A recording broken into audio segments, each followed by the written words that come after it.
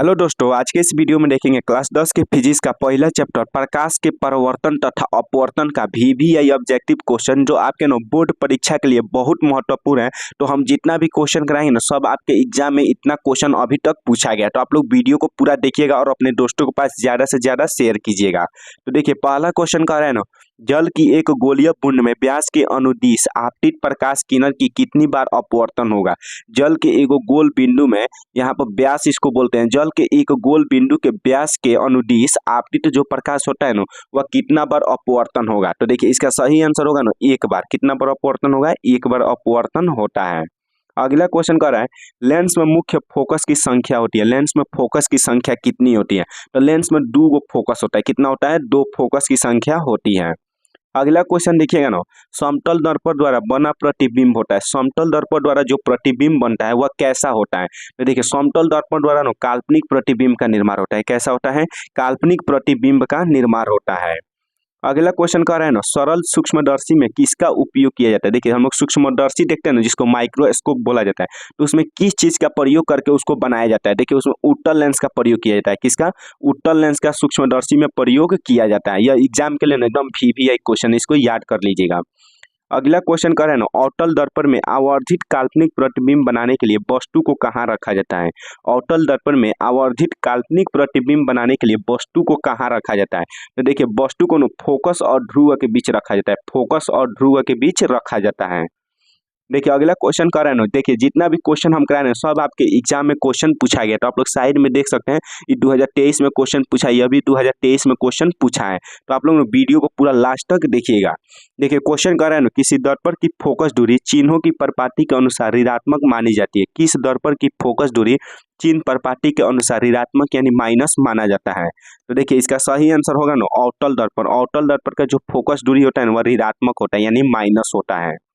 अगला क्वेश्चन कह रहा है ना, निम्नलिखित में से किस लेंस को अपसारी लेंस कहते हैं। निम्नलिखित में से किस लेंस को अपसारी लेंस कहा जाता है।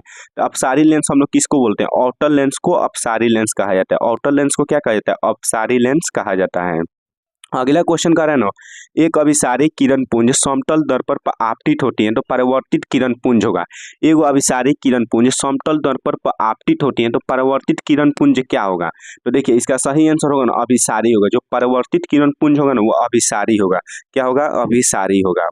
अगला क्वेश्चन कह रहा है ना, किसी समतल दर्पण द्वारा आवर्धन होता है। समतल दर्पण द्वारा आवर्धन का मान कितना होता है? तो आवर्धन होता है ना +1। कितना होता है? +1 होता है। अगला क्वेश्चन आप लोग देखिएगा ना, आकाश का नीला रंग होना किस परिघटना का परिणाम है। आकाश का रंग जो नीला होता है ना, वह किस घटना का परिणाम है। तो देखिए, प्रकाश के प्रकीर्णन के कारण आकाश का रंग नीला होता है। तो इसका सही आंसर होगा प्रकीर्णन। प्रकाश के प्रकीर्णन के कारण आकाश का रंग नीला होता है। अगला क्वेश्चन देखिएगा ना, विरल माध्यम से सघन माध्यम में जाती हुई किरण मुड़ जाती है। जब विरल माध्यम से सघन माध्यम में कोई प्रकाश की किरण जाता है तो वह किधर मुड़ जाता है। तो यह नो अविलंब की ओर मुड़ जाता है। कहाँ मुड़ जाता है? अविलंब की ओर मुड़ जाता है। अगला क्वेश्चन कह रहा है ना, निम्नलिखित में से किस लेंस की फोकस दूरी धनात्मक होती है। निम्नलिखित में से किस लेंस की फोकस दूरी धनात्मक होती है। तो देखिए, फोकस दूरी पूछ रहे हैं यहाँ पर, धनात्मक होती है। तो देखिए, इसका सही आंसर होगा ना, उत्तल लेंस। उत्तल लेंस की फोकस दूरी धनात्मक होती है और अवतल लेंस की फोकस दूरी ऋणात्मक होती है। अगला क्वेश्चन देखिएगा, अगला क्वेश्चन कर रहे हैं ना, चिन्हों की निर्देशांक परिपाटी में धनात्मक फोकस दूरी होती है। धनात्मक फोकस दूरी किस में होता है। तो इसका सही आंसर होगा ना, ऑप्शन नंबर डी, ए और बी दोनों में। उत्तल लेंस और उत्तल दर्पण। उत्तल लेंस और उत्तल दर्पण में क्या होता है? जो फोकस दूरी होता है वह धनात्मक होता है। देखिए, लेंस और दर्पण किसमें? उत्तल में होना चाहिए। उत्तल लेंस और उत्तल दर्पण की फोकस दूरी धनात्मक होता है यानी प्लस होता है। अगला क्वेश्चन कर रहे हैं ना, निर्देश चिन्ह प्रपाटी में सभी दूरियां मापी जाती है। देखिए, चिन्ह प्रपाटी के अनुसार सभी दूरियां जो मापी जाती है, कहाँ से मापी जाती हैं। तो इसका सही आंसर होगा ना, ध्रुव से। सभी दूरियां ध्रुव से मापी जाती है। अगला क्वेश्चन देखिएगा, अगला क्वेश्चन का है, सघन माध्यम के विरल माध्यम में गमन करने पर आपतन कोण I is not equal to 0 और अपवर्तन कोण आर में क्या संबंध है। देखिए, आई और आर में संबंध बताना है। तो आई और आर में संबंध आप लोग का हो जाएगा ऑप्शन नंबर सी, आर का मान आई से बड़ा होता है। क्या होता है? आर का मान आई से बड़ा होता है। अगला क्वेश्चन कर रहे हैं, निम्न में से कौन सा पदार्थ लेंस बनाने के लिए प्रयुक्त नहीं किया जाता है? निम्न में से किस पदार्थ को हम लोग लेंस बनाने के लिए प्रयोग नहीं करते हैं? तो यहाँ पर नो इसका सही आंसर होगा मिट्टी। मिट्टी का हम लोग प्रयोग लेंस बनाने के लिए नहीं किया जाता है। अगला क्वेश्चन कह रहा है ना, एक उत्तल लेंस की क्षमता 1 डायऑप्टर है तो लेंस की फोकस दूरी होगा। एक उत्तल लेंस की क्षमता 1 डायऑप्टर है तो लेंस की फोकस दूरी क्या होगा? तो देखिएगा फोकस दूरी बराबर होता है ना, एफ बराबर होता है 1/p। तो p या हम लोग का कितना दिया है? 1/1 दिया है। p कितना दिया? 1 दिया है ना, तो p के जगह पर 1 होगा। और देखिए फोकस दूरी नु कभी हम लोग का सेमी में होता है तो इसको सेमी में चेंज करना पड़ेगा, तो 100 से गुणा। तो 100 से आप लोग गुणा कीजिएगा तो 100 आएगा, तो कितना हो जाएगा? 100 सेमी हो जाएगा। और उत्तल लेंस में फोकस दूरी प्लस में होता है तो इसीलिए इसका आंसर हो जाएगा प्लस 100 सेमी। अगला क्वेश्चन कह रहा है ना, अगला क्वेश्चन है उत्तल दर्पण से बना प्रतिबिंब होता है। उत्तल दर्पण से बना प्रतिबिंब कैसा होता है? तो उत्तल दर्पण द्वारा जो प्रतिबिंब बनता है ना वह काल्पनिक और छोटा होता है। क्या होता है? काल्पनिक और छोटा होता है। अगला प्रश्न है ना, अगला प्रश्न कह रहा है निम्नलिखित में किस दर्पण द्वारा किसी वस्तु का वास्तविक प्रतिबिंब प्राप्त किया जाता है? किस दर्पण द्वारा किसी वस्तु का वास्तविक प्रतिबिंब प्राप्त किया जाता है? तो इसका सही आंसर होगा ना अवतल दर्पण द्वारा। अवतल दर्पण द्वारा किसी भी वस्तु का वास्तविक प्रतिबिंब प्राप्त किया जाता है। अगला क्वेश्चन है ना, निम्नलिखित में किसमें बड़ा और वास्तविक प्रतिबिंब बनता है? निम्नलिखित में किसमें बड़ा और वास्तविक प्रतिबिंब बनता है? तो इसका सही आंसर होगा ना अवतल दर्पण। अवतल दर्पण में बड़ा और वास्तविक प्रतिबिंब का निर्माण होता है।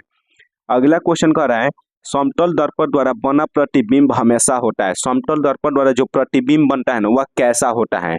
तो इसका सही आंसर होगा ना काल्पनिक होता है। कैसा होता है? काल्पनिक होता है। यह क्वेश्चन भी एक क्वेश्चन है, अब 2015, 16 और 2023 में क्वेश्चन पूछा है। समतल दर्पण द्वारा बना प्रतिबिंब काल्पनिक होता है। अगला क्वेश्चन है ना, किसी वस्तु का आवर्धित प्रतिबिंब बनता है। किसी वस्तु का आवर्धित मतलब होता है बड़ा प्रतिबिंब किसमें बनता है? तो देखिए इसका सही आंसर होगा ना अवतल दर्पण में। अवतल दर्पण में किसी भी वस्तु का आवर्धित प्रतिबिंब यानी बड़ा प्रतिबिंब बनता है। अगला क्वेश्चन कह रहा है ना काल्पनिक प्रतिबिंब हमेशा क्या होता है? तो काल्पनिक प्रतिबिंब हमेशा नो सीधा होता है। क्या होता है? सीधा होता है। अगला क्वेश्चन देखिएगा, अगला क्वेश्चन है ना किसी दर्पण में हमेशा आभासी और छोटा प्रतिबिंब बनता है।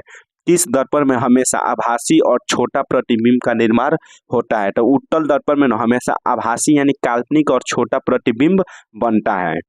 देखिए अगला क्वेश्चन कर रहा है ना निम्न में से किस दर्पण की फोकस दूरी धनात्मक होती है? निम्न में से किस दर्पण की फोकस दूरी होती है ना वह धनात्मक होती है? तो देखिए उत्तल दर्पण की फोकस दूरी क्या होती है? धनात्मक होती है। उत्तल दर्पण की फोकस दूरी धनात्मक होती है। अगला क्वेश्चन है ना गोलीय दर्पण के ध्रुव और फोकस के बीच की दूरी को कहते हैं। गोलीय दर्पण के ध्रुव और फोकस के बीच की दूरी को हम लोग क्या बोलते हैं? तो देखिए इसका सही आंसर होगा ना फोकसांतर। क्या होगा? फोकसांतर। ध्रुव और फोकस के बीच की दूरी को हम लोग फोकसांतर बोलते हैं। अगला क्वेश्चन है ना वक्रता त्रिज्या आर एवं एफ में क्या संबंध है? वक्रता त्रिज्या आर और एफ में क्या संबंध है? तो आर और एफ में संबंध होता है एफ बराबर r/2। हम लोग जानते हैं एफ बराबर r/2 ये दोनों के बीच में संबंध होता है। तो देखिए दोस्तों आप लोग का जितना आज का क्वेश्चन कराए हैं ना सब VVI क्वेश्चन कराए हैं, तो आप लोग वीडियो को एक बार और रिपीट देख लीजिएगा ताकि आप लोग का कोई डाउट न रहे। और एग्जाम में इस पार्ट से जितना भी क्वेश्चन पूछेगा ना तो आप लोग हम आशा करते हैं कि सब क्वेश्चन बन जाएगा। तो वीडियो को ज़्यादा से ज़्यादा शेयर कीजिएगा।